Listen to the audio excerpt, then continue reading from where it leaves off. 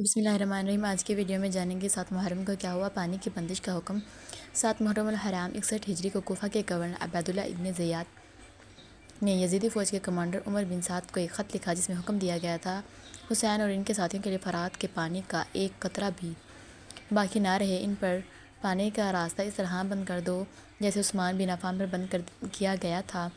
اس کے حکم ملتے ہی عمر بن سعد نے عمرو بن جیاز زیبدی کی قیادت میں 500 گھڑ سواروں کا ایک دستہ دریائے فرات کے گھاٹ پر تعینات کر دیا تاکہ اہل بیت تک پانی کی ایک بوند بھی نہ پہنچ سکے۔ خیموں میں پیاس کی شدت 7 محرم سے ہی کربلا کے تپتے ہوئے میدان میں امام حسین، ان کے چھوٹے بچے، خواتین اور ان کی وفادار ساتھی شدید پیاس کی گرفت میں آ گئے۔ عراق کی اس سخت گرمی اور تپتی ریت نے اس پیاس کو مزید سخت بنا دیا۔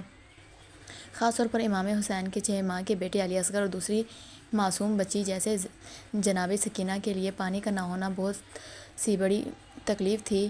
پانی لانے کا بہادرانہ کوشش۔ جب خیموں میں پیاس کی شدت برداشت سے باہر ہونے لگی تو امام حسین نے اپنے بھائی حضرت عباس کو پانی لانے کی اجازت دی۔ حضرت عباس 30 گھڑ سواروں اور 20 پیدل ساتھیوں کو لے کر فرات کی طرف بڑھے۔ ان کے ساتھ جناب نافع بن ہلال بھی تھے جو سب سے آگے چل رہے تھے۔ یزیدی پہرے داروں نے انہیں روکنے کی کوشش کی لیکن حضرت عباس اور ان کے ساتھیوں نے بہادری سے مقابلہ کرتے ہوئے دشمنوں کو پیچھے دھکیل دیا۔ اس مہم میں وہ کچھ مشقیں پانی سے بھر کر خیمہ تک لانے میں کامیاب رہے لیکن یہ پانی بہت کم تھا اور اتنے بڑے قافلے کے لیے کچھ ہی وقت میں ختم ہو گیا۔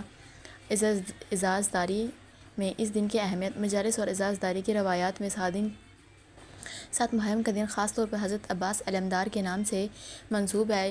اس دن کی مجالس میں حضرت عباس کی بہادری اور امام حسین نے ان کی وفاداری اور بچوں کے لیے پانی لانے کی جدوجہد کا ذکر کیا جاتا ہے۔ اس دن دنیا بھر میں علم کے جلوس نکالے جاتے ہیں اور کربلا کے پیاسوں کی یاد میں سبیلیں، پانی اور شربت کے اسٹال لگائے جاتے ہیں۔ 7 محرم کربلا کا وہ دن ہے جہاں سے امام حسین کے قافلے پر مصائب اور امتحانات اپنی انتہا کی طرف بڑھنے لگے تھے۔